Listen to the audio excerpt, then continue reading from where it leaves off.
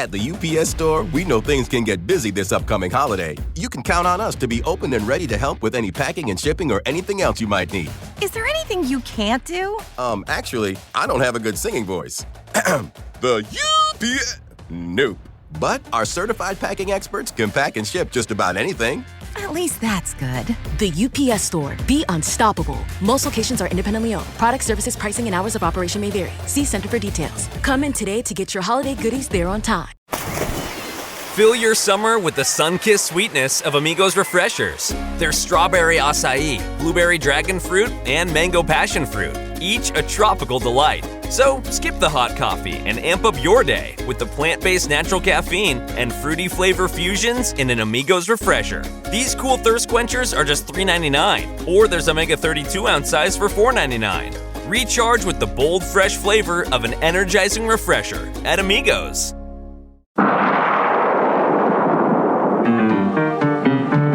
Welcome to All About Agatha, the podcast dedicated to reading and ranking every single mystery novel written by the Queen of Crime, Dame Agatha Christie.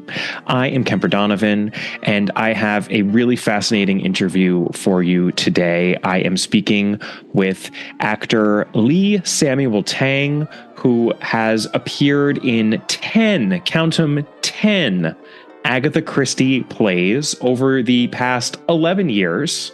We'll get into exactly how and why this happened in the interview, but please know that I have a really lovely collage of all 10 of Sam's appearances that I posted on social media. So you can visit the podcast's Twitter/X account at All About the Dame, and you can also see that up on Instagram at All About Agatha.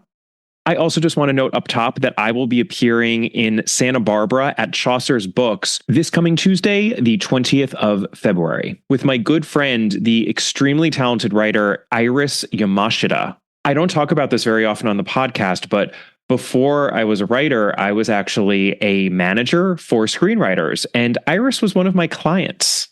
She was in fact nominated for an Academy Award for writing Letters from Iwo Jima, a beautiful movie I'm sure many of you saw. I highly recommend it in case you haven't. Iris has a new thriller out called Village in the Dark. It's a sequel of sorts, or at least a second book in a series featuring the same characters from her thriller novel that came out last year, City Under One Roof. I have read both of them. I absolutely loved them. And I will be talking with Iris about her book, and she will be talking with me about The Busybody on Tuesday, the 20th of February at 6 p.m. at Chaucer's Books in Santa Barbara. So any Californians who can make it, I really hope to see you there. Click on the link to my website in the show notes for more details. I also just have to mention the book is still a USA Today bestseller 3 weeks in a row now. So thank you to everyone for your support in buying the book, in coming out to see me at one of these events. I appreciate all of it. And with that, let's go straight to the interview. My guest, Lee Samuel Tanng, or Sam, as I will be calling him, is an actor who has been extremely busy in the Southern California regional theater scene for many years now. He's acted at the Long Beach Playhouse. Over the last 11 years, he has acted specifically in plays based on Agatha Christie novels at the Long Beach Playhouse. Sam is the only actor who has been fortunate enough to be cast in all 10 of the plays that the Long Beach Playhouse has put on over the last 11 years, all of them based on Agatha Christie novels. This is obviously very exciting to me. I think it is going to be very exciting to many of you. And I'm just going to run down this list of plays right now in the order in which Sam appeared in them. But don't worry, we will be returning to each and every one of these plays in the course of our conversation. So first there's And Then There Were None, then Murder on the Nile, The Mousetrap, A Murder is Announced, Black Coffee, Spider's Web, The Unexpected Guest, Murder on the Orient Express, Towards Zero, and The Mysterious Affair at Styles. And those have run from 2013 to 2024, almost every year. I think there was like 1 or 2 year gaps in and around there, which is why we have 11 years over 10 titles, but pretty much a Christie each year. And Sam is actually still in the midst of his run of The Mysterious Affair at Styles, in which he is playing none other than our beloved Monsieur Poirot. I also should note that he has done more than Christie in his theatrical career. He's actually a 2020 Broadway World nominee for Performer of the Decade. And a couple of his favorite past roles include Puck in A Midsummer Night's Gay Dream, Renfield in Dracula, Leonard Gans in Rumors, Juror Number 3 in 12 Angry Jurors. And before The Mysterious Affair at Styles, he was last seen on the Long Beach Playhouse stage as Mr. Dussel in The Diary of Anne Frank. I am so thrilled to be talking to Sam today because, as podcast listeners know, when I'm talking about Agatha Christie in the theater, I love being able to talk to people who have actively participated in bringing these works to live stage venues. And Sam has done quite a lot of that over the years. Welcome, Sam. Hi, thank you very much for having me on. Thrilled to have you here. I first just have to ask a pretty general question. I mean, how did you come to be such an active participant in regional theater? Because it's not like this is a flash in the pan. It's not like you've just done a play here and there. This is a really sustained and continuous activity that you've kept up. And I have to imagine you have a busy schedule. Otherwise, regional theater is a slightly different beast from Broadway or the West End. And it's such an important part of how people consume Christie that I just love to get a sense of how you got involved in regional theater here in the Southern California area. Yeah, absolutely. So I started theater in college. I went to UC Davis, and they had a great theater and dance department up there. And I did some shows, I did some plays and dance shows. And when I moved down here, I temporarily lived with my parents, and I was looking for Southern California community theater. And when I was a kid, the very first Agatha Christie book I read was And Then There Are None. Back then it was called 10 Little Indians. And I fell in love with the book. I just couldn't believe how ingenious it was. And, my sisters had all been very well read with Agatha Christie. And so I kind of followed in their footsteps. And so I read 10 Little Indians, fell in love with it. I ended up reading An Appointment with Death was my next one. And then that was it. That was the last Agatha Christie book I ever read. And I'm not sure exactly why I did not keep it up, but I did not. And years later, when I started doing theater, I saw that the Long Beach Playhouse was putting on And Then There Were None. I said to myself, I have to audition for this because I need to be a part of it, no matter which character I play. And so I auditioned.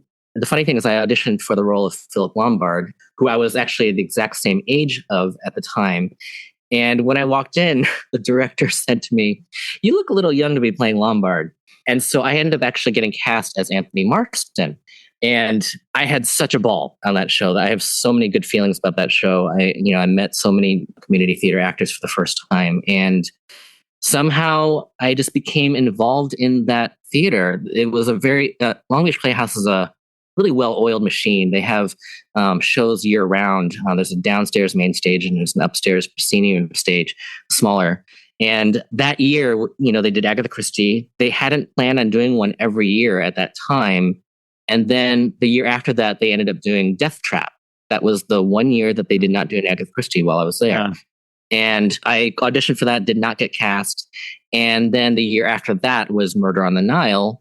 And it happened to be the same director as And Then There Were None. And she happened to cast me again.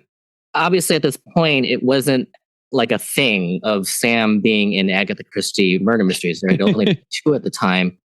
And then the year after that was The Mousetrap. And I auditioned and I was offered the role of Paravicini, who he was not even on my radar. I auditioned for Sergeant Trotter. That's the role I really wanted. And he offered me Paravicini and I turned it down stupidly. I know it's like a cardinal sin to turn down a role when you get offered one. There are no small roles, right? There are no small roles. There are small roles, but yes, there are no small roles, quote unquote.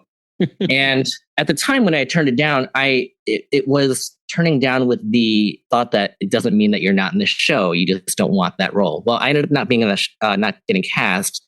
And then a week later, the actor who was cast as Christopher Wren, he had to unfortunately drop the show for personal reasons. And so they called me and they said, "Hey, Sam, would you like to take the role of Christopher Wren?" And I was like, "Yes, I want to give it to me." And I ended up loving the role. I just kind of fell right in. The character very well. And as we know, he's very queer-coded, so it kind of fit right in. And I had so much fun with that role. And then the year after that was A Murder Is Announced.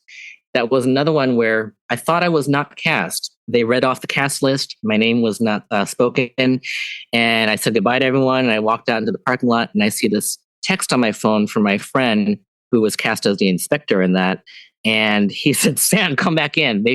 You were cast.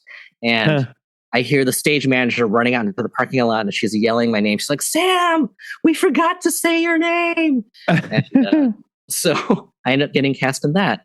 And I think that's when it started to become maybe a thing that I started to, the year after that was Black Coffee. And people were like, are you going to audition for that? I mean, they love you here. They're going to probably cast you. And I was like, no, the last thing that any community theater actor wants to hear is that they were given the role because of anything other than their skill level or their, you don't want to feel like people think you were owed the role.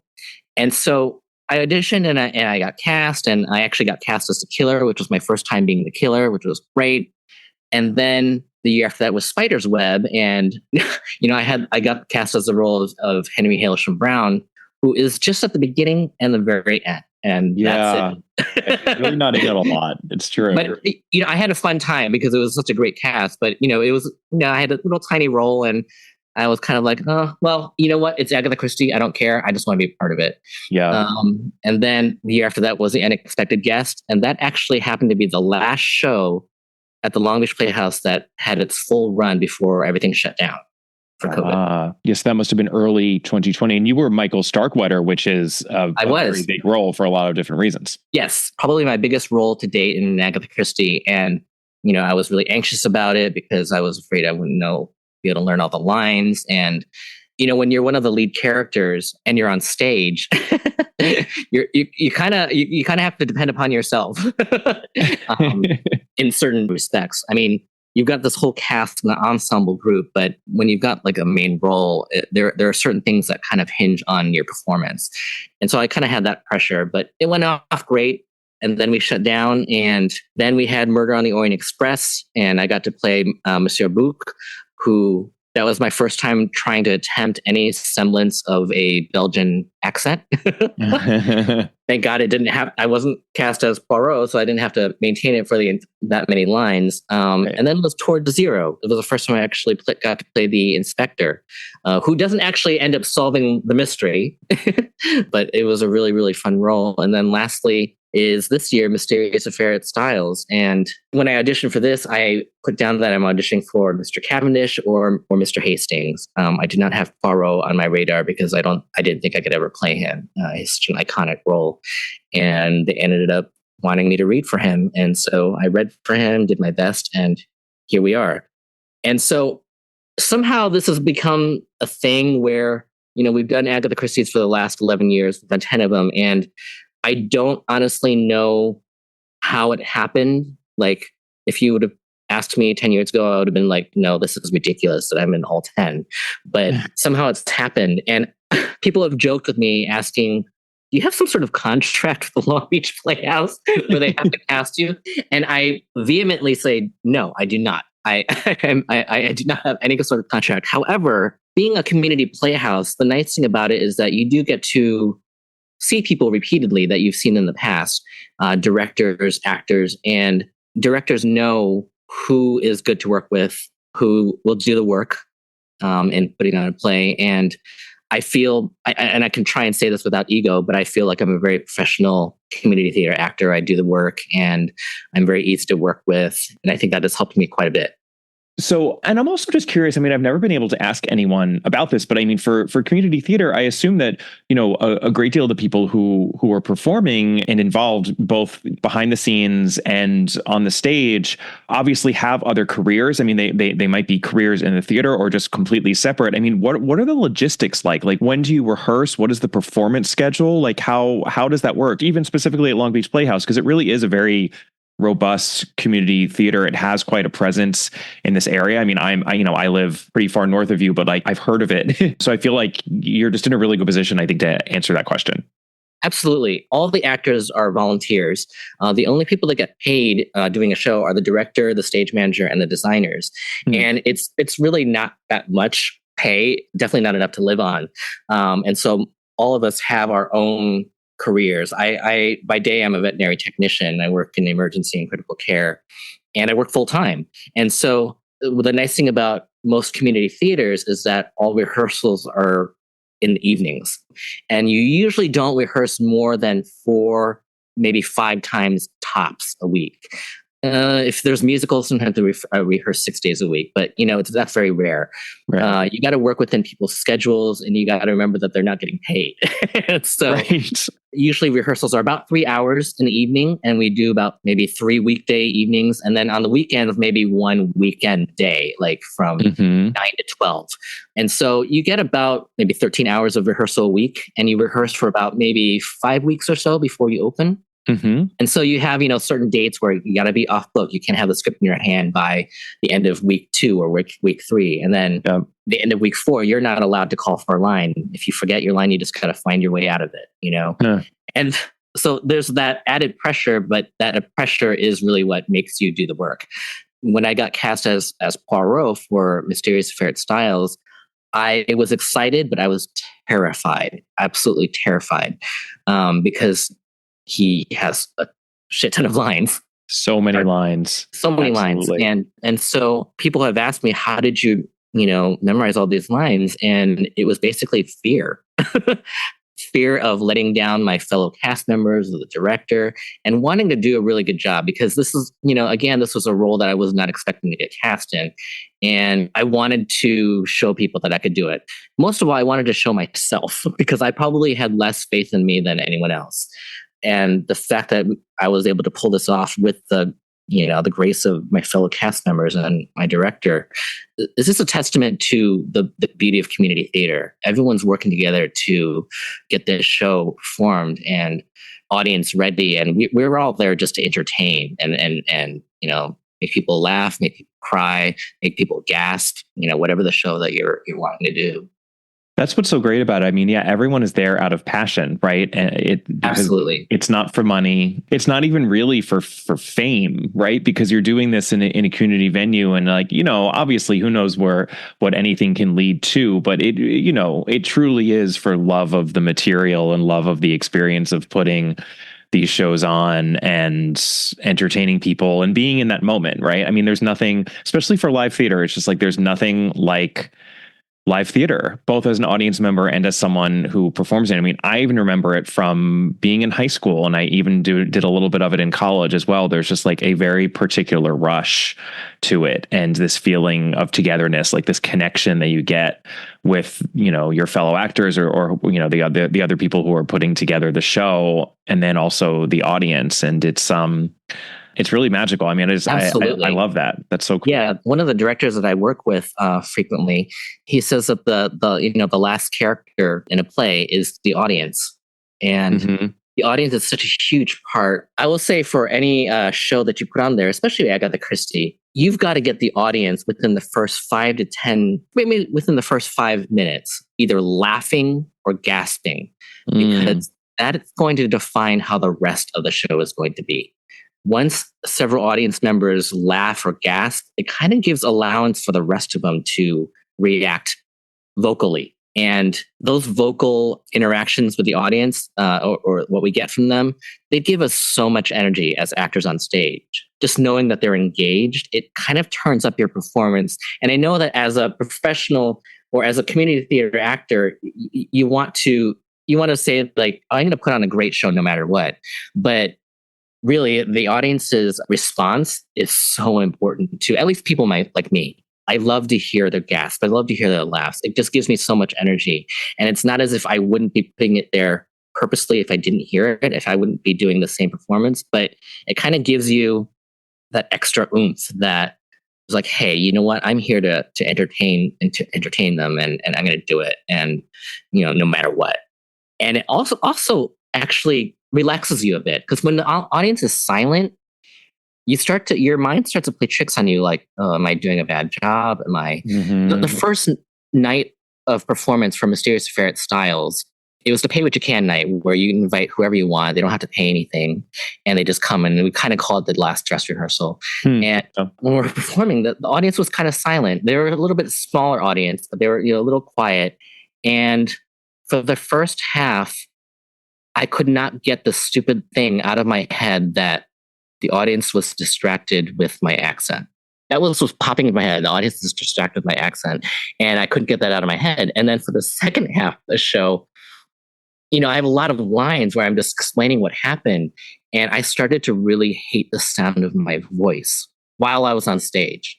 And that was a horrible place to be emotionally. Right. I just wanted it to end. And, after the show, everyone kind of felt like it went pretty well. And I said, well, I just have to trust that, because in my mind, I hated what happened. God, that's of course that happens. And when you're acting and your lines so well and you've done it so many times, it's just so crazy to think that you're up there acting in the same space as all these people, having this whole internal monologue with yourself as you're going through, but of course that's happening. I mean, we all have our internal monologue that we can keep going simultaneous with our daily lives. It's just that, in that moment, your daily life involves performing in front of like hundreds of people. That's really funny. Well, and I love the fact, you answered my question because I was going to ask you about those gaps, but there really aren't any. I mean, the first gap, like you said, that was Death Trap, which a lot of people point to as like one of their favorite mystery plays. It's very, very Christie-esque. Very much in the same tradition. And then, of course, the second gap was due to COVID. So I have to ask them, before we talk a little bit more about the plays that you actually did do, of course, where my head went as a Christie fan and one who knows about all of the plays that Christie wrote, which is a lot more than the plays of Christie's that actually get performed. I was thinking, well, what else are they going to do? It seems that they seem to be on this kick of doing Agatha Christie. There's a very obvious, there's one glaring omission here among the Christie crown jewels that you haven't done yet. That would be Witness for the Prosecution. Yes. Is that on the roster? Is it in the works? So that is something that it's really funny that you brought that up, because I recently, in the last couple of years, went on to be on the show committee at Long Beach Playhouse, which means that we sort of try and decide which shows we would like to put on there for the season. And then whatever shows we like, we'll bring it to the board and they have to approve it. And so I have brought up Witness for the Prosecution as a possibility. And for some reason, it hasn't gotten I think the fear is that it's just sort of like a courtroom drama. And so it's as exciting. I think a courtroom drama is fine. What I do worry about is a little twist, whether that could be pulled off with the disguise. And because I remember seeing the show at a different community theater, and the twist was glaringly obvious. Ooh, and so good. Right. And so it really has to be done really well, because if it's not, then it kind of, it almost taints the whole thing. It's true. Well, it's one of those, it's where the Christie costuming clues work so well on the page, but it's the risk that you also take in film adaptation. But in film, it's like you get a chance to obviously look back at it and then correct it if it's not working. Like, oh, we need this to be a little darker, or like the angle's got to be a little bit more oblique. I was talking about this a little bit actually in my last gargantuan episode about the Mousetrap with Scott Ratner, another theater and Agatha Christie enthusiast I know Scott. in the area. I'm not surprised. It actually would have shocked me if you didn't. We talked about the high risk, high reward of these sorts of high concepts, or, the puzzles that rely on one trick instead of several tricks, as many of Christie's puzzles do. And Witness for the Prosecution, in terms of solving it, that's definitely, if that's not working, it's easily solvable. And then that would be very deflating. I understand that, but boy, if it works, that ending is like no other. It's such it's huge. It's huge. And so I don't know how long they're going to continue this Agatha Christie streak. The thing about Agatha Christie is, especially for community theater, she brings in the people. She brings in the audience. Yep. I know that this is something that you spoke about in your theater episode, but there's this phenomena with Agatha Christie where even the plays that are not well written are still going to bring in people. Yeah. And like when I was trying to go down with the ranking from the shows that I was in, the first criteria I had was writing. And the lowest I ranked it from 1 to 10, and the lowest I did was 4. But even that one brought in so many people. And the thing about Agatha Christie in theater is that because it's live, audience members, they're not reading a book. They don't have time a chance to go back and review things. Everything is just in the moment. Mm-hmm. And even if you don't understand exactly how it was done or why it was done, or remember any names that they may mention, people that are not even characters, main characters in the play, people that were in the past, it can be very difficult to understand. However, as long as the audience is entertained, as long as you make them laugh, as long as you still make it a whodunit, and the person who done it is one of the people on stage, that's all they need.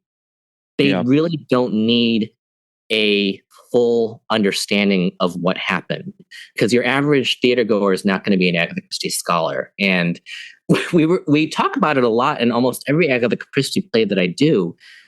As a cast, we discuss how, sometimes it's not until even their second performance when we realize, oh, that's what happened. Just for example, in The Mysterious Affair at Styles, which we're doing right now, one of the things that Poirot sees is a stain of coffee on Mrs. Inglethorpe's floor in her bedroom. Mm-hmm. And because of that stain of coffee there, he deduces that she didn't have any coffee. There's no possibility that she could have drank some and then spilled it. Mm-hmm. What his deduction is that she didn't have any of it, which is a big part of a little bit of the explanation. And so still little plot holes like that, or little things that, when you sit and think about it, you're like, that doesn't really make much sense. But when an audience is watching, they don't care. They really do not care. They're going to take whatever explanation that Poirot or Marple gives, that's going to be what happened.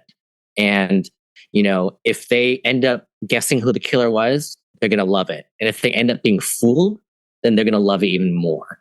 And they're going to want to bring their friends to come see it. And, honestly, I feel like that's Agatha Christie's big draw. It's a whodunit. It's getting tricked or showing how smart you are. That mousetrap phenomenon that you spoke about or that you discussed in the last episode. It really is if you look at my ranking, I honestly did not mean for it to fall where it did, where Mousetrap did, but that's what happened with my subjective, objective, as much as I could, ranking. There is something about it, even that silly little statement that the audience sometimes recites at the end of each show. It's like a dare to bring your friends, or to see it again, and see it with your friends and see if they can guess. There's a huge attraction to it that you can't deny. No, absolutely. And that actually puts me in mind of, I've talked about this on a number of episodes previously, and I believe I was also talking about it with Scott in the last episode, the lack of narrative control that you have in a live theater. It's like, it's very hard to direct an audience's attention to something in an investigative way, which is obviously crucial in a puzzle mystery when, an investigator, like, you want to be able to say, okay, well, here's something that's important. Like, you need to know this to get to the solution. You want to layer in those clues deftly, obviously, so that it doesn't become obvious, but you also want them to be memorable so that when you get to the solution, the reader goes, oh my God, I can't believe I didn't realize that. I was given all the information and, and you did it again, Agatha Christie. And she's so good at doing that in novel form. And it's so easy to recreate that narrative control in film form. But then it really is so difficult to recreate it in a live theater because the audience is sitting there and they can look at whatever they want. They can listen to whatever they want. But I think the flip side of that, like you're saying, is that everything is in the moment. So you can't flip the pages back and look it up. And you can almost get away with more, which is interesting. Absolutely. But there is that viscerality of just like being in the same physical space as the people who are also creating the story and putting on the show. So that's really interesting.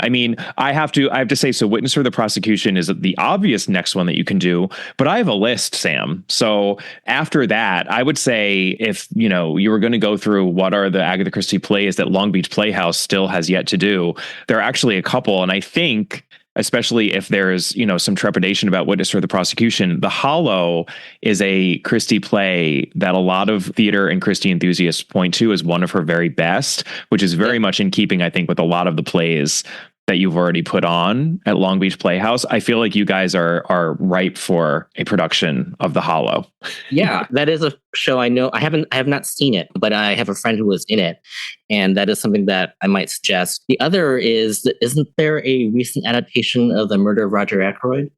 There is a recent, yes, which I spoke about with the writer-director, Mark Shanahan, who he's the one who adapted it. I did a previous episode with him. They put it on at the Alley Theater in Houston. And then I think he's figuring out, it seems to be making a bit of a regional run in various places. And I know they're trying to figure out where it's going to go next. But absolutely, I think The Murder of Roger Ackroyd. There is also Appointment with Death, which you already referenced as a novel, but Christie adapted that herself. It's an early Christie adaptation. And then, as I understand, it's not the best adaptation. It's not like The Hollow, which is kind of a lesser sung, but like very much a fan favorite. It does have, though, it's famous for the fact that its solution differs from the solution in the novel. And according to many people, perhaps me, is maybe a better solution. So there's a lot going on there. It's very, very interesting. And then Go Back for Murder is her adaptation of Five Little Pigs, which most people do not like. So that one really didn't work. As you can see, I'm kind of going, as I go down my list here, it's getting less and less appealing. Yeah. She also has a play called The Stranger, which is her adaptation of the short story Philomel Cottage. Most people know that better as Love from a Stranger, which was a play that was adapted by Frank Vosper off of her short story. And that very famously became a movie starring Basil Rathbone that I actually covered on a Patreon episode recently. And I'm going to you'll appreciate this, I'm going to do an episode in the coming months that compares Agatha Christie's adaptation of Philomel Cottage, her play script, The Stranger, that compares that directly to Love from a Stranger, to see what Christie did versus what someone else did when they were adapting their material for the stage. And then she also has Chimneys, which was her adaptation of The Secret of Chimneys, which is a bit of a, madcap. Technically, it's a murder mystery, but that one might also be a bit of a good fit. I just want this run to continue. I just think it's so great that you... Yeah. I mean, at some point it's going to fit. At some point, it's got to end, but it's a great run. Hearing you, I heard your promo for this episode on the last episode. And when you said that I had been in 10, hearing it out loud just sounds ridiculous to me. I can't believe I've done 10 Agatha Christie murder mysteries. I would like to know if there's any other community theater actor in the LA area that has done 10 Agatha Christies. It seems just silly to me almost. But also, it's something for which I'm very proud. I don't know how long this run's going to be, but as long as they keep on casting me, I will continue to accept role. Well, if it goes long enough, that you can kind of just, lap a generation and then just start back at the beginning again, right? That's very true. At this point, 2013 is a while ago. So just do, 5 or 6 more and then just go right back to the beginning. And then there were going to be separated by a decade each time. And first time I was Anthony Marston. Maybe next I could be Blore, and lastly I could be Wargrave. Exactly. Yeah, you just have to. Yeah, you have to cycle through the cast. You'll play every role in every episode you play. That's your next goal, Sam. And it's funny too that you also say in the LA area, because this is so anecdotal, so I really have nothing to base it on. But it does feel like there's a lot of Agatha Christie being produced in the Southern California area in particular. It's just really active. It feels extremely active. And I know there are other parts of the country where it's really active too. And maybe, we both live here. So maybe I'm just more attuned to it, but it's just interesting. I love it. And you just wouldn't necessarily think that Southern California would be such a hotbed of regional Agatha Christie. I would say, I'm guessing that the rights are not too difficult to get for Agatha Christie's, which is probably one thing. And then the other is that, especially post-COVID, where theaters are really trying to recover, especially small community theaters, Agatha Christie is kind of a sure bet. Yeah. And you've got to keep the lights on somehow. And people love her shows. So, Yeah. Don't touch that dial. We'll be back in a moment with the rest of our episode. We just wanted to take a moment to ask you, our dear listeners, for a favor. If you haven't already done so, we would very much appreciate it if you take a moment to, give us a rating or a review wherever you're listening to this podcast. It really helps the podcast out because ratings and reviews make it much easier for other Christie fans such as yourselves to find our podcast. And the more ratings and reviews we get, the more people we can reach. It should take you a matter of seconds, and lucky you, we're going to provide you with those seconds right now, so go to it.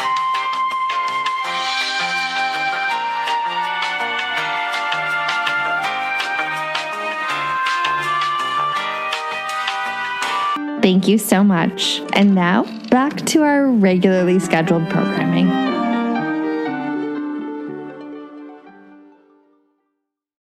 You've already referenced the fact that you did some ranking here, Sam, and and we're going to get to your ranking project in a second of all the Agatha Christie plays you've been in. I wanted to cover one other point before we do, which is something that people don't talk about enough when we're talking about Agatha Christie in the theater. So I've always been a bit of a stickler for this, but we do need to differentiate between plays that Agatha Christie adapted herself for the stage from her novels versus plays that other people adapted from Agatha Christie's novels. And yours break down almost evenly. You've actually got 6 that are written by Christie, and then 4 of the 10 that are written by other people. So you're gonna have to remind me which ones were written by her. I'm going to. No, absolutely. And I don't blame you for not knowing off the top of your head, because honestly, these plays, because Agatha Christie is such a draw and people want to bring, you want to get butts in seats, these plays are always marketed and spoken about as Agatha Christie plays. Like, that's just it. It's an Agatha Christie play. So there's really no interest, I think, in separating them out. But from a scholarly point of view, I think it's crucial that we do that. So there are unauthorized versions or just alternate versions that are done. Sure. But my best guess is that And Then There Were None is the version that is written by Agatha Christie. So that's an original Agatha Christie play, adapted obviously from her novel. Murder on the Nile is Agatha Christie's. That's her adaptation of Death on the Nile. The Mousetrap, of course, is an original Agatha Christie play based on her radio play. Black Coffee is the first of the next 3, which are all original Agatha Christie plays that aren't adaptations. So that was her first play that she wrote, and the only original play to feature Poirot, of course. Right. Then we have Spider's Web, which is also an original Agatha Christie play. There was originally a vehicle for Margaret Lockwood in the 50s, and actually one of my very favorites. I really love Spider's Web. And The Unexpected Guest, which was also an original play of hers that she put out very quickly after Verdict, which was one of her box office bombs in the theater, one of her few bombs, because that one is not a murder mystery play. It's pretty much a straight drama. But for a play called Verdict by Agatha Christie, the expectation was very much, we were going to be watching something that's like Witness for the Prosecution or The Mousetrap, and it was not. And people were very upset about that. So she followed that up with The Unexpected Guest, which is really very classic Christie. It's Christie on her home turf, and it's great. Even though it has some depictions stuck in their time, it has issues there. But other than that, it is a really great original Christie. And then there were 4 that were written by other people. So the first is Toward Zero, and it's funny because Christie wrote her own version of Toward Zero early on. She wrote it in, I believe, 1945. But then there was a version that was adapted by Gerald Verner, kind of, sort of, with Agatha Christie's help. Julius Green talks at great length about this in his book, Curtain Up, Agatha Christie, A Life in the Theater. It's very unclear how much she had to do with it. It seems like maybe actually not that much. I didn't have to ask you which version you did. I was almost sure that you were doing the Gerald Verner version because that's the one that gets adapted much more frequently. And I knew for sure because in Agatha Christie's version, Superintendent Battle is not a character. And you play Superintendent Battle. So I was like, okay, so he did that's the Gerald Verner version. Then there's A Murder is Announced. That was actually adapted by Leslie Darbin in 1977 and first presented by Peter Saunders. So even though it's not written by Agatha Christie, that one feels like it came out of the world of Agatha Christie, or the extended world of Agatha Christie. It's been around for a long time too. And then Murder on the Orient Express, this is a new adaptation that has been very, very popular, actually. That one I know a lot of people, including Christie diehards, have been really enjoying that adaptation. And then I did not even know that there was a theatrical adaptation of The Mysterious Affair at Styles until you contacted me, Sam. So I'm not familiar with this one at all. I know for sure Christie didn't write it, but I assume that this is a more recent adaptation. Yes, T. James Bellick.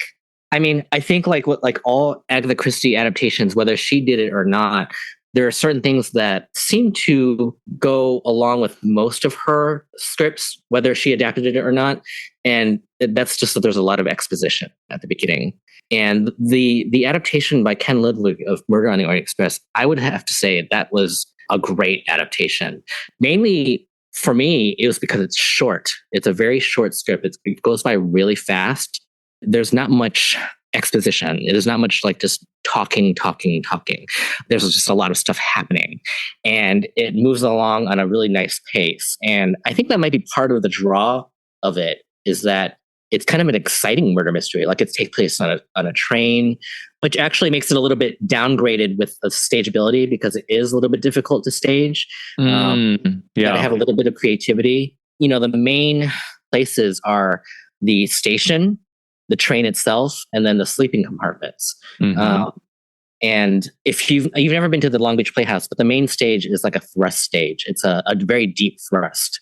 There's audience on three sides. I see. It's kind of thrust out into the audience. It's like sticking out. Got it. Yes. And so it's almost like a little bit like a wide bowling alley almost. And so you have to be a little bit creative, and you have to be, for the people who are sitting at the down end, if you're not careful, stuff that's happening way upstage is not really audible to the audience. You got to really make sure that you're projecting, and that whoever's directing, they got to direct things moving back and forth.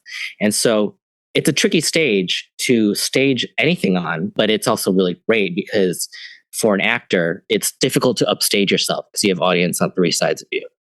Upstaging meaning turning your back to the audience. So so Murder on the Orient Express is a great script. You just got to be a little bit creative with the staging. Yeah, no, and that's, I think that's, I don't want to say a universal reaction to it, but that's a pretty common reaction to that script. I mean, it's gotten really great response. It does have some departures. I mean, some eyebrow raising departures from the text, but it feels, you can sort of tell that it was made in the shadow of the Kenneth Branagh movie, because it's very cinematic, and there's propulsion to it, though. It's great. I mean, to me, it's a perfect example of why I never want to become the crotchety Agatha Christie enthusiast who, gets angry at departures. Cause I'm just like, this is a great addition to, the canon of plays that are out there to use to introduce people to Agatha Christie. I think it provides a great night of theater, and I bet it would inspire a lot of people either to read the book, or maybe to read the book in preparation, or just it increases awareness of Christie. It's a great thing. So yeah. Well, okay, let's get to, so Sam, having appeared in 10 Agatha Christie plays, as someone who's a big sucker for a ranked list, it was basically irresistible to me not to ask Sam to rank his 10 appearances in order from least to most favorite for these 10 plays. So basically, I gave Sam some homework to do before this interview, and he really followed through, because he even has a methodology here for how he did his ranking. It's not like he just kind of sorted the 10 titles with some sort of vague feeling of which one he liked more or less. So Sam, tell us how you came up with this ranking, and then take us through your rankings from 10 to 1 of these 10 Agatha Christie plays in which you appeared. Okay, so the criteria that I decided on was, the first one was writing. And when I say writing, I mean, does it make sense? Does it flow? Does it have a nice pace to it, or does it kind of drag? Things like that. And all these criteria I ranked from 1 to 10. So writing was the first one. The second criteria was stageability. How easy is it to stage? Does the play take place in one room where it's nice and easy, or are there multiple locations, such as Murder on the Orient Express? The next criteria was reception, meaning how do I remember the audience receiving this? Now, you have to remember that a lot of these plays, I haven't remembered the circumstances around them since they were 10 years ago or 11 years ago. And so it was just sort of kind of what I remember, or just the feeling that I got from how the audience received it. And then lastly, or the last original one, was enjoyability, meaning how much did I enjoy working on it? How much did I enjoy, being part of it? And after all that, there ended up being 3 ties. And I felt I needed to add another criteria in order to break those ties. And so I added an overall look, basically an overall, how do I feel about this play in general? I don't know exactly how I can more specify that than just an overall feeling, an overall vibe.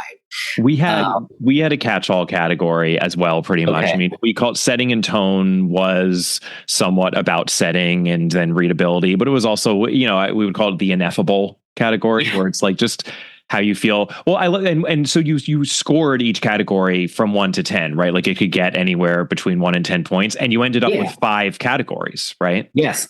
Very similar to the All About Agatha rankings, Sam. Oh, it's that's like great. recreating our ranking system here. That's awesome. And I would have to say it's the most subjective one, obviously, is the enjoyability. And I think overall, as the plays become more and more in the recent past, my enjoyability gets a little bit higher. And it might be because either I remember it better or my role became a little bit bigger as the years went by. And I'll say that whatever one that the one that ranks number 10, meaning the lowest on the list, it doesn't necessarily mean that I had a bad experience. It just meant that it was the lowest on the list. All 10 of these were incredibly enjoyable for me. So starting with number 10. Yes. Number 10 with 33 points was Black Coffee. As you said, Black Coffee is the only play that she wrote that has Hercule Poirot in it. With an exception for The Wasp's Nest, she did this little play based on a short story. But I did not know that. Yeah, but no one really does, except for pedants like me. But and I think I even said I said that incorrectly once, and I feel like Julius Green either directly corrected me or I was corrected by him after I read about Wasp's Nest in his book. So yeah, that's my little caveat. Okay, number 9 with 34 points is Murder on the Nile, which is the play adaptation of Death on the Nile. And Sam, who was your character in that? Because I have to admit, because you were kind enough to include character names as you did your rundown for me, but that was the one, because all the names are changed in that, I didn't recognize who that character was. So who was William Smith? I played William Smith, and he was like an amalgam of 3 different characters, I believe, from the book. So he's one of these sort of the more minor, like young men characters who provide some romantic intrigue, a little bit of like, got it. Mm-hmm, That's exactly it. I was kind of like the foe of Miss Folliot folks. We kind of had a little, banter back and forth. Gotcha. I'm kind of like the Anthony Marston, basically, of that play. And with less vehicular manslaughter, though. I'm sorry? Oh, yes. less vehicular. Minus the vehicular manslaughter. No morals or qualms about anything. Okay. With 35 points, number 8 is A Murder is Announced, which is the only Miss Marple play that I've done. And that one, I have to say, I have some really good memories from it, but also the script itself. I remember that there was a lot of especially in the explanation. The explanation was that Miss Marple gives is very, very long-winded. And she starts to bring up names of people in the past that the audience does not even remember or really. Oh, wow. And so that one actually scored lowest on my list for writing. Yeah, it's funny. Well, and by the way, not adapted by Agatha Christie. So interesting. There you go. Yeah. I mean, that's why, I was going to ask you about that. That's really interesting. And I think it's funny because Miss Marple in general in the novels, when she solves cases, she usually does not do so by way of physical clues and a logical deductive process like Poirot does. Mm-hmm. She's using insight. It's sort of this inductive sort of a reasoning. It's all very internal. But for that reason, often the culprit has to be captured in a Miss Marple novel by way of a trap that she springs a culprit, like they're enticed to kill yet again. And then she's like literally waiting in the wings. I mean, in actually A Murder is Announced, she is literally hiding in a broom cupboard at the end of the book. And she sort of like springs out and it's a little ridiculous. Or she comes running upstairs and she's, sprays someone with soapy water. It actually could be quite dramatic, but perhaps it's a little difficult to pull off those sorts of traps in live theater. I'm not sure, but Miss Marple in general is not very well represented on stage. I mean, there is a version of The Mirror Cracked from Side to Side that has gotten some play, especially I believe in the UK in the last couple of years, that many people are big fans of. So maybe that also could be another another candidate for your next Agatha Christie play. But yeah, I mean, I wish that there could be more Miss Marple, but I'm not surprised that you only have one. I'm actually thrilled that you even have one Miss Marple on this list. And I have to say, I mean, so we're now at those are the bottom three: Black Coffee, Murder on the Nile, and A Murder is Announced. I have zero problem with those being your bottom three. Like, none of those is a play where I'm like, oh my God, I can't believe that you don't appreciate this play more. Right. And again, like you said, this is all relatively speaking. You've had so much fun doing all these plays, but like, I think given the 10 plays you've done, that is actually a really solid bottom three. So even though this is all subjective, I'm on board here. So keep on going, Sam. That's great. Okay. So at number 7 with 39 points is Spider's Web. And I know that you said this is probably your favorite. Yeah, this is where you leave me. Yeah, right. Well, you can see there actually is a big leap in score from 35 to 39. Part of the big thing was that I had such a tiny role in this. So that probably contributed a lot. But the play, I think I remember you mentioning, not today, but in a previous episode, that Spider's Web is a very classic Christie, and it really is. It's a very lighthearted, right? The character of, what's her name? Clarissa, yep. She's such a bubbly character, and you really want to root for her. The relationship that she and her husband have is such a, I don't know, like a 50s, it's just very wholesome. It's wholesome and almost sitcom-y, but in the best of ways, in that classic 50s sitcom sort of a way. Yeah, and Clarissa is Agatha Christie's middle name, and it's also, I mean, her mother was called Clara, but it is also basically her mother's name as well. I mean, it was a name that was much beloved by her, like sort of a family name. I think it's one of the few plays that captures the lightness that Christie could pull off, that sort of light comedy, which just gets criminally underappreciated in her books, because so many of her books have those moments of lightness in them, even though they're murder mysteries, and they have their moments of darkness too. And I think that goes a long way toward why people enjoy Christie as much as they do, because there's never too much of either. Right. And it's a great example of that. It's probably, it's more on the side of lightness than I think most of her creations, regardless of medium, but it works. And it's a murder mystery. And there's a dead body. It's all there.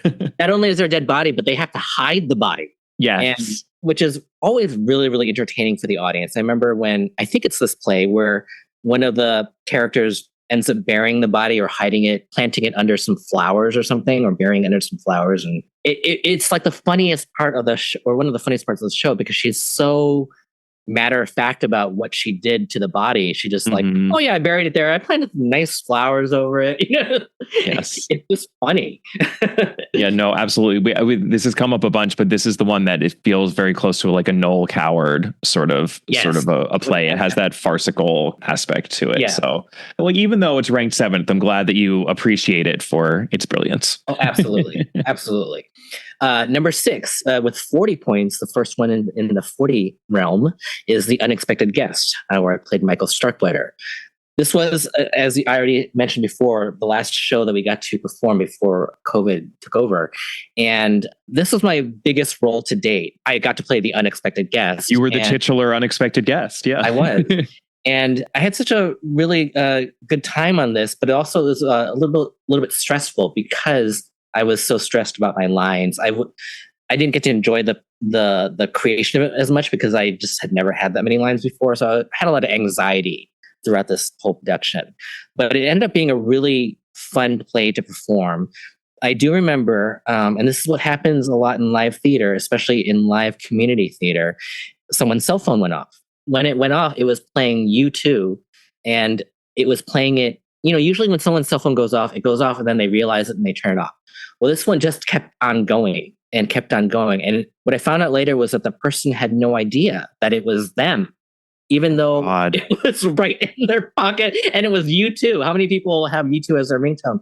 And the person that I was on stage with, she actually said, "Excuse me, could you please turn it off? We're trying to do a show." So did that person eventually figure out that it was them? I mean, what happened? Well, one of our house manager had to go out into the audience and be like, "Sir, this is oh my God. Please turn it off." That's really amazing. Yeah. I also have a question because The Unexpected Guest, at least it opens and there's stage directions about fog, and fog kind of plays an important role in what's going on there. Did you have fog? Like, was there a fog machine that was used? Yes, there was a fog machine that some days worked better than others. And and we only actually used it in the very first scene when I interned. Got it. And there I actually have. I'll send you a picture. I'll email you a picture. But there is a picture that someone took of me during rehearsal when I first walk into the door. I have a flashlight and there's fog, and it's gorgeous. And I don't think we ever actually able to recreate that look for an actual performance. This was in rehearsal, and the fog machine was just like there was a lot of fog. But once we had performances, I think it's because the air conditioning was on or whatever, but there was a draft. And so the fog would just sort of get blown and diluted in the air. And so it never really collected and got concentrated as well as it should have been. So there was fog. And we talk about it a lot in the show. Yes, it gets name checked a lot. And I believe at one point, one of the working titles for the play was actually The Fog. Oh, really? Yeah, which is interesting. But The Unexpected Guest is a great title. Yeah, and it barring there may be a problematic character in it, the way they're treated. It makes me sad what happens to that character at the very end. I don't know if you remember. I do, and I'm curious. I mean, was that in any way, because we've had other guests on who are Agatha Christie theater experts who have put on lots of shows and who have chosen not to put on The Unexpected Guest because of that depiction and how problematic it is, and it really is. Yeah. It's a real problem with that show. I don't get Long Beach Playhouse emails. I mean, when people email Long Beach Playhouse, I don't know. I don't read those emails. But, so if there were any complaints, I didn't hear them or see them.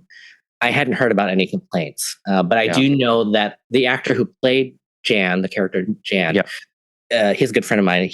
I think he had some worries about it. He wanted to do it justice. But the problem is that even if he did it justice, the way it's written, there's not much redeeming about it. No, and it's just, and not to even be cryptic in case people don't know what we're talking about, but there's a character who is depicted with some version of mental incapacity or sort of emotional developmental issues. And the issue is that he's portrayed as dangerous because of those issues. The idea is sort of, well, because he's this way, he is a danger to others. And it's a very fuzzy depiction. It feels irresponsible. It doesn't feel authentic or accurate in any way. And I think obviously it's something that at the time the play was first produced would have felt less problematic because there was less awareness. And as always with Christie, this isn't a judgment of her, but it's just sort of, it's the notion that you have to think about how these depictions are affecting an audience today or in the moment, and what the best way is to address it. And I would have to say the only redeeming quality to it is that the way the actor who played it, he was just so lovable. Like, I think the audience would see him and be like, there's no way he could be violent. There's no way, this is ridiculous that you would think that just because he's got some developmental disability that he could be violent. Right.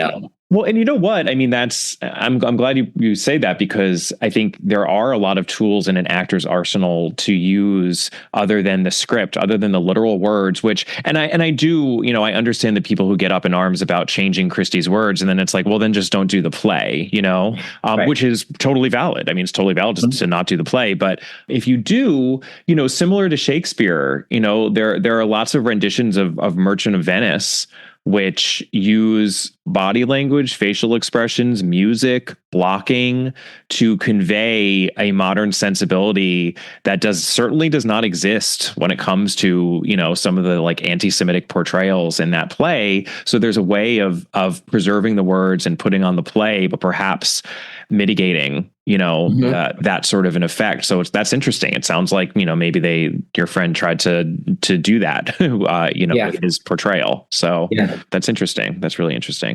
All right. So that was our 6 of 10. What do we have now in our top 5, our top half here? So our top 5. So number 5 and number 4 actually ended up tying.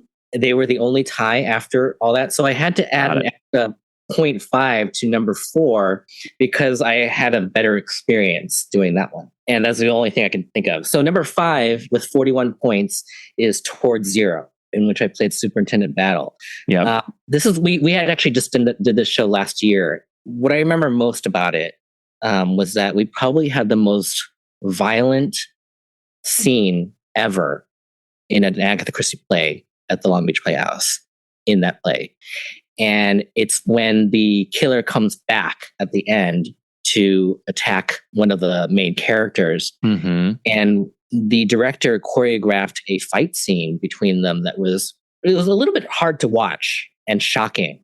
I thought it was actually pretty cool because I don't think anyone expected to see this level of violence in Agatha Christie on the main stage. Now, is this between a man and a woman? Yes. Yeah. So, and I mean, fast forward a minute or two, if you haven't yet read Towards Zero, but this is between Neville and Audrey. Yes. Right. Oh, which is, yeah. I mean, and I'm thinking, I mean, I know that in my mind, I'm thinking, yes, he like lunges toward her. And we know that, you know, the whole point of what happened, right, is that he wanted her to suffer and hang, right? Like he's just a complete psychopath. What was the nature of the fight? So, I mean, in the script, it just basically says he lunges at her, they kind of scuffle a bit, and then the police run in. Well, she basically is like listening. She's kind of mourning him being the killer. And then she's like, she puts on a record and she's sitting there and she's listening, and he sneaks in from behind her. And the audience at this point is like, oh my God, he's back. And he goes up to her and grabs the back of her head and slams it into the table. Oh, wow. And he very cleverly, you know, the actor who played Neville just slammed his hand on the table to mimic the sound of her head thudding. So it was very well done.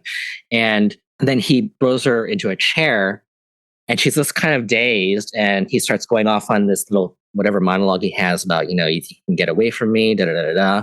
And then she gets up to fight him back, and he punches her in the face, and she gets back down on the chair again.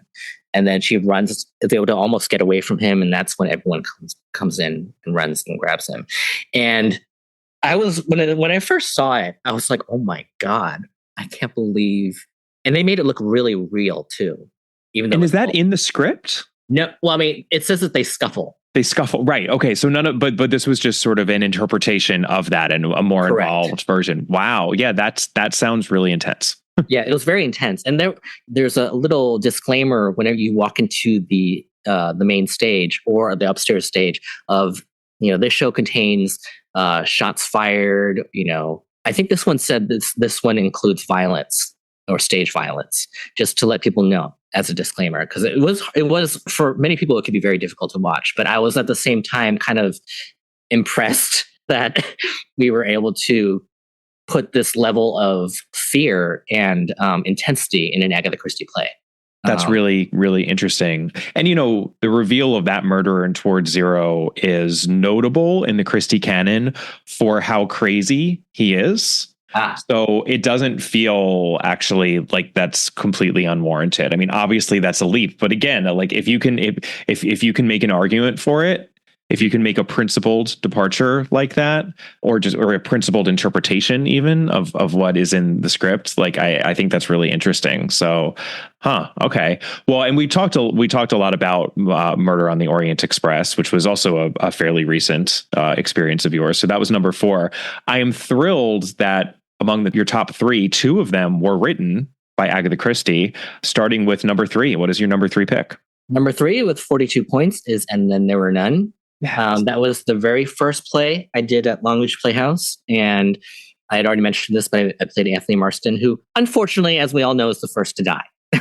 Yes, he is. Right before Act 1 ends. And so I ended up spending the rest of the play helping to crew the show, which included like pulling the soldier boys one by one off. Oh, that's so cool. That's a cool job. And in that script, they were called Soldier Boys. And so that was really fun because the audience really did not see it happen. Sometimes it would be even in the plain light because their attention was directed at something else. So it was pretty cool. That's a really fun part of it too, when it's just like, and each time it's like, wait, how did that, where did it go? How did they do that? And the fact that it's live on stage, that's what makes it so magic. That book really, I don't know why I didn't continue reading Agatha Christie murder mysteries after Appointment with Death. I do remember Appointment with Death actually scared me. The character of Mrs. Boynton was... Well, she's terrifying. She's absolutely terrifying, yeah. And that might be why I stopped reading. I'm not really sure. But yeah, I have so many great memories about that show because it was my first show there, and everyone in the show was so welcoming to me, to the Playhouse. It's also a great audience pleaser because it really is a whodunit, and the fact that everyone is going to die at some point. And I actually was lucky enough to, even though I die first, I had one of the only 2 on stage deaths. It's a very dramatic death. Right. It's a very dramatic death. Gotta be a lot of fun to do. I actually looked up what it was like to die of cyanide.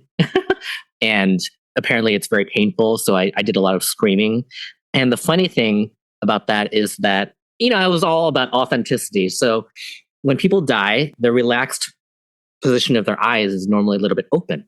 And so I decided to die and leave my eyes open.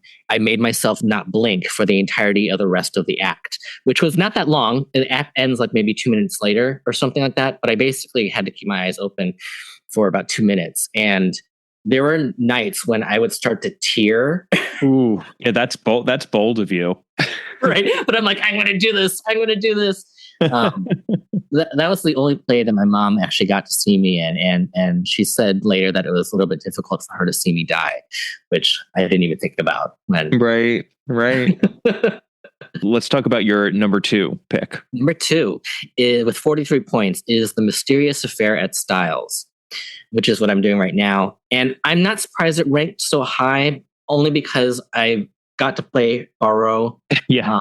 I'm doing it right now, so it's fresh in my mind. And a lot of my friends who have seen the show have told me that it's one of the most enjoyable Agatha Christie plays they've seen. There's so much humor in it, or at least the stuff that we put in, because there is a lot of humor written on the page. But the fun thing that happens when you get to put on a show is that the actors and the director get to put their own spin on things. And the other thing I heard is that the chemistry between me and the actor who plays Captain Hastings was very good, very solid, and kind of held this show together, or was the foundation for the show.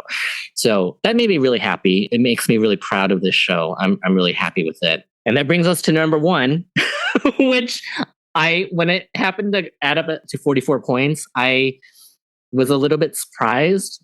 I don't know. Like, I didn't expect it to be number 1, but it was, which is The Mousetrap. Okay. It feels inevitable. Of course, it's The Mousetrap. It's inevitable. And I'm very sorry, Scott Ratner, for being number 1, but that's where it fell. It's a behemoth for a reason. I don't know. It's got a lot going for it. And you talked about how you enjoyed. I mean, Christopher Wren must be such a fun character to play. I mean, he's such an incredibly flamboyant character. He has no apology about it. That's just who he is. He's very eccentric, and the play itself is incredibly stageable. I mean, it's written for the stage. It's just one room, basically. And the twist is a very, very good twist, in my opinion. I think it still holds up today for people who have never seen it. The drama really amps up in the second half, with all the suspicions towards each other. And it's really fun for the audience to watch. It definitely deserves to be in the number 1 spot. I have no problem with that. No, Scott Ratner is howling somewhere in Orange County, but that's okay. And I'm actually just curious because I haven't, unfortunately, I wasn't able to see your run of Mysterious Affair at Styles, and I haven't read this version, but it's such a complex puzzle mystery, actually. And you kind of already referenced it with the coffee stain business. It must be a lot to get through. I mean, was there any simplifying that was done from the book, or? So I haven't read the book, but the funny thing is one of our cast members did. And throughout our rehearsal process, he kept having these little interjections of, well, actually, in the book, it explains it so much better. And it's not surprising. It took us a long time as a cast to sort of put together exactly what happened and how it happened. I don't know if it's because this is her first mystery and she had been a nurse or I'm not sure, was she still a nurse at the time? When she was fresh from, she was probably writing it when she was actually a nurse working in a dispensary during the First World War. Because it's incredibly academic. It's with the precipitate of the strychnine. Yes. And when we explain it, as Poirot, and in that last scene where I'm explaining everything that happened, you really have to speak to the audience like they're 2. And they won't take it as if you're speaking down to them. They're taking it as, okay, this is what's happening. This is what happened. And thank you for being so clear about it. Because you could watch a whole play and still not remember, okay, which one is Mr. Cavendish? Which one's Lawrence? Which one's, John? What's the nurse's name again? Cynthia. And so whenever I mention names, I will point to them or gesture to them because the audience needs that. The explanation is so convoluted and so technical that while it can be believable, it's just, it can go over people's heads so easily. But one little quick anecdote about this is that in my second week of performances, in the first half, I'm interviewing Dorcas, and I have this line where we're discussing the person that Mrs. Inglethorpe was arguing with, and everyone seems to think that she was arguing with her husband, Mr. Inglethorpe, when in fact it was Mr. Cavendish, her son, that she was arguing with. And I'm supposed to say the line to Dorcas, and you're quite certain it was Mr. Inglethorpe she was speaking to. And for some reason, this day, Mr. Cavendish came out of my mouth. You're quite certain it was Mr. Cavendish she was speaking to. And, she just went on with the lines. And as soon as I said it, I was like, oh, I can't fix that. Sometimes you have a line flub and you can fix it, but I can't fix that. But the simple fact of the matter is that it's so early in the show. By the time you explain what happened, the audience has no memory that you had a line flub and that you actually did say Mr. Cavendish. Right. It has no bearing. It has no matter. Right. Which is the beauty of doing a live play. Right. It's like that. And that is both problematic and something to be celebrated. Right. Correct. Like it's exactly limitations of the medium, but also, in some ways it gives you freedom. It's like powerful for you. Absolutely. That's really great. Well, that was a great, I think, rundown and a great way, I think, to just sort of experience those shows from your point of view. So it's exactly what I wanted to get out of that ranking, which was a really fun little exercise. So I'm glad. Thank you for doing that. Thank you for loving Agatha Christie enough to do 10 different plays of hers. And like I said, I hope that this just continues because you're obviously on a run here. So why stop at 10? I feel like I'm just incredibly fortunate to have found a little home away from home at the Long Beach Playhouse. Like the fact that they will still cast me in Agatha Christie is just, I feel so incredibly lucky. And the thing though, is that my roles have steadily gotten bigger. And now that I've played Poirot, I don't know where to go next. That's true. That might be the crowning achievement. Every subsequent year, I've always thought maybe this is the year that they don't cast me, and I'd be okay with that. And maybe they can. It's great that there's obviously a commitment to murder mystery theater there, because obviously there are other shows even beyond Christie. So not that I'm advising that they leave the Christie fold. Like I said, there's still many more titles to go. But people love Agatha Christie, even if they hate her. They can't argue that she brings in the people. Absolutely. And, this is really funny, but I close out almost every interview that I do on the podcast by forcing my guests to answer the age-old conundrum when it comes to Agatha Christie, Poirot or Marple. I think this has never been an easier question for a guest than I suspect it is for you now, given that you are playing Poirot currently. But who's it going to be, Poirot or Marple, Sam? I have to say, I've only read 2 of her books, and only one was a Poirot, and so I've got to pick Poirot. He's, as an actor, I think he's more fun to play, a lot more fun to play. I think Miss Marple, she's incredibly intelligent and intuitive. I obviously have no idea what it's like to play Miss Marple. Oddly enough, the woman who played Miss Marple in A Murder is Announced that I did, she is playing Mrs. Cavendish in The Mysterious Affair at Styles. Ah, okay. And I know she had a ball playing Miss Marple, but I have to say Hercule Poirot, especially since he is so much better represented in Agatha Christie theater. This is very true. Yes, very, very true. She was, Agatha Christie very famously did not like depicting Poirot herself. So most of her adaptations, actually, she would excise Poirot out of them, which it's an easy shorthand for trying to figure out whether or not Agatha Christie herself wrote the play. If it's based on a Poirot novel and Poirot isn't in it, then she probably wrote it. If Poirot is in it, then she definitely didn't write it. Or she wrote him out. Yeah, because she always wrote him out. So, she didn't necessarily enjoy him, I think, in the theatrical domain, but she also certainly did not put Miss Marple there. But during her lifetime, there were other people. There's also an adaptation of The Murder at the Vicarage that was done, I want to say either in the 40s or the 50s. So while she was writing plays, and she allowed that to be licensed out, and that had some successful runs. So even though I'm a Marplite, I accept your answer. I think that makes a lot of sense given your experience of Agatha Christie. You're very particular and expansive, particular in one way and expansive in another experience of Agatha Christie. This has just been such a delight. And I will include a link to the Long Beach Playhouse in the notes to this episode for anyone who's interested. If you're in the area, obviously it is a fantastic community playhouse and one with a commitment to Christie and mysteries, which is something to celebrate. Absolutely. Thank you so much for coming on, Sam. Thank you so much, Kepper. It was a great time.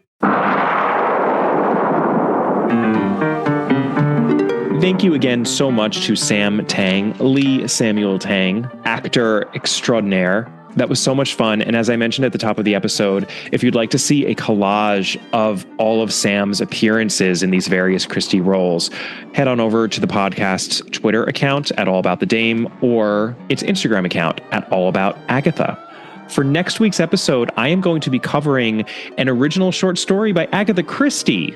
Look at that. And I'm actually going to be bringing back one of my recent co-hosts, Sarah Hinlicky Wilson, who covered Star Over Bethlehem with me. We will be discussing The Island, which is the final story in Agatha Christie's Star Over Bethlehem and Other Stories book collection. So it's going to get a little personal, a little religious as we discuss another of those stories in that curious little collection. I'm very much looking forward to that. You can, of course, email me at allaboutthedame@gmail.com. And if you would like more All About Agatha content, you could always become a Patreon subscriber. I've included a link to Patreon in the notes to this episode. I encourage everyone to buy my debut mystery novel, The Busybody. I think you've probably heard me mention that once or twice on this podcast. You can click on the links I've provided in the show notes to purchase the book in the United States, the United Kingdom, and Australia and New Zealand. Please do give the podcast a rating and or a review if you haven't yet done so. I've gotten a couple of those trickling in, and we really are close to reaching 1,000 reviews on Apple Podcasts. I still really want that to happen. So help me out if you haven't yet. And I'll see you next time. Bye.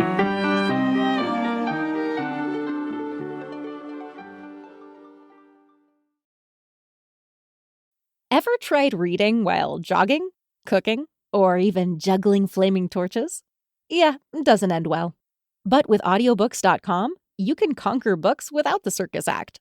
Dive into over 450,000 titles, including more than 10,000 free ones. Get hooked on a bestseller, find your next obsession, or finally read that classic you've been avoiding since high school. And here's the inside scoop. Sign up today for a free 30-day trial and snag your first 3 audiobooks on the house. Sign up for your free trial at audiobooks.com/podcastfree today. That's audiobooks.com/podcastfree.